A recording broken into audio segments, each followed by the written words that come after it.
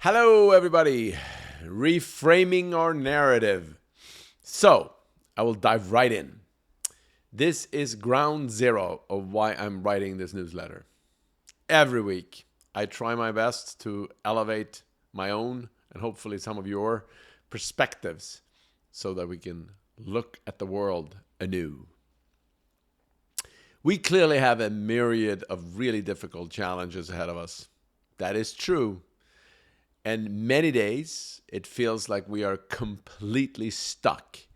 We are either not making any progress against them, or even worse, sliding backward.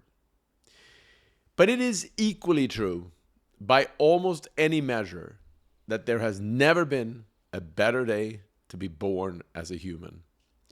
Ask your friends, even your most critical and negative ones, would they want to move back 50 years in time, 150 years, 1,000 years?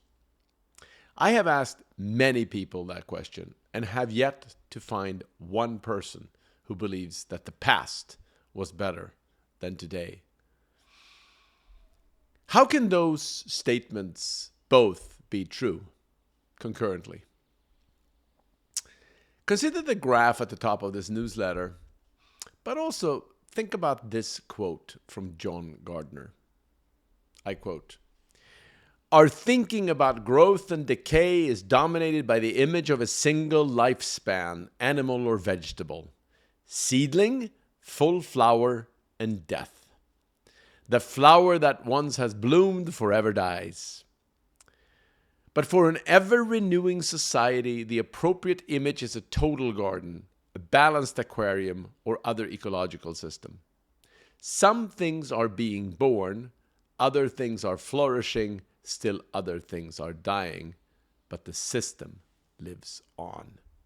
End of quote.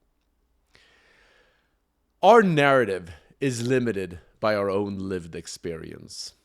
We only see what we know. Most people in power are older by definition. They have grown and developed and reached the pinnacle of their success. They got there by mastering their trade. But as with their own life and mine, we are nearing the peak. Things start to decay. It's harder and harder to do the things we used to. In addition, most institutions find themselves in similar phases of evolution. Over decades, they have built critical interdependencies between them, which makes change in one part of the system even harder to initiate. Any new idea, any new way of doing anything is considered a distraction and something that simply doesn't fit the way we are doing things. The important succumbs to the urgent, the new to the old, initiative to habits. We thereby delay the need for renewal and change and kick the proverbial can down the road. Sounds familiar? But evolution doesn't work in this way. Neither does economic progress.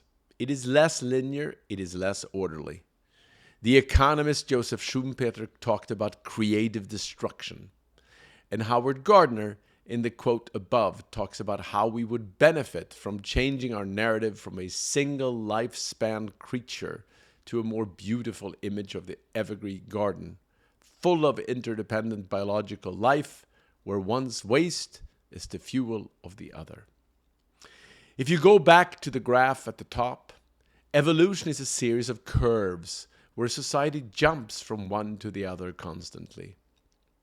Too many people, I fear, believe we are at point A, where the only thing they can see is decline and deterioration. But I am convinced society is more at point B, where we have already made the jump to our next curve. And I truly believe it's a better curve. To tweak Dr. King's famous line, I would say that the arc of the moral universe is long, but it bends towards progress.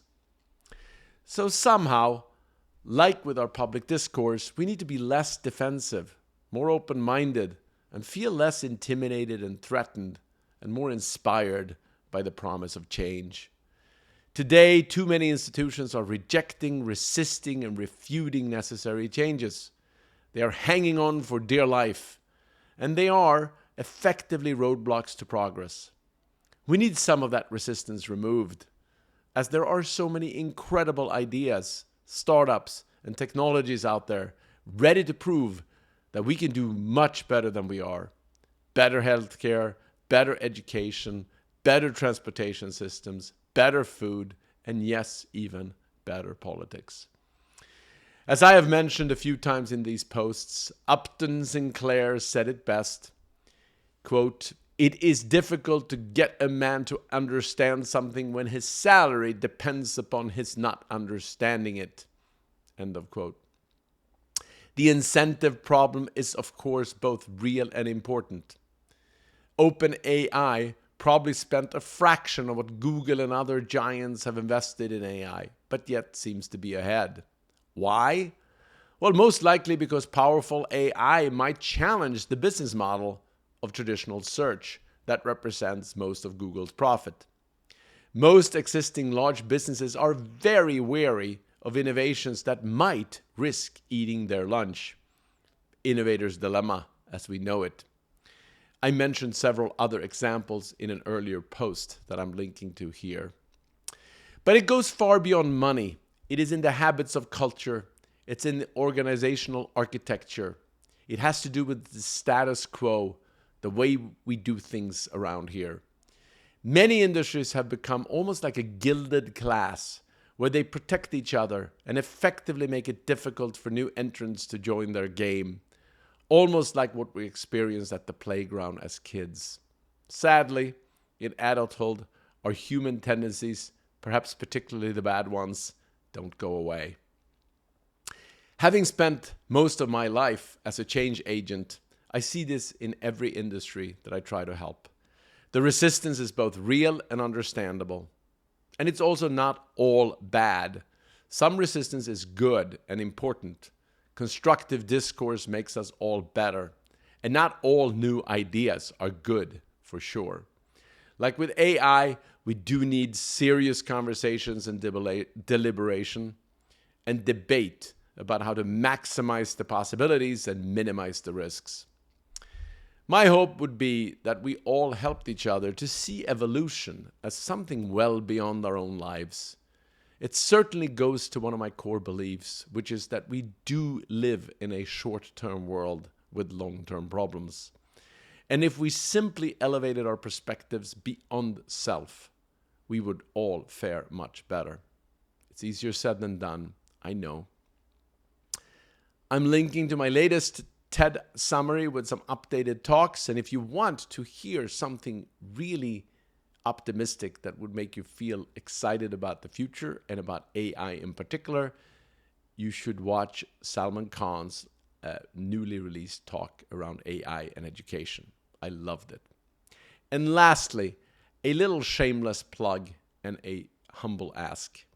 My family has been strong supporters of Ronald McDonald House Charities for decades, and we are running a matching campaign that expires in a few days on May 9th. I am providing a link where you can learn more about this challenge and about the charity and why it is so powerfully helpful to families in need. And I would really welcome and appreciate if you would consider making a contribution. It will go a long way to help families feel at home even when they can't be. And if you want to be inspired, you can also watch a video that I'm linking to. I appreciate all of you. Let's look further and longer. We'll all be better for it. Have a great week.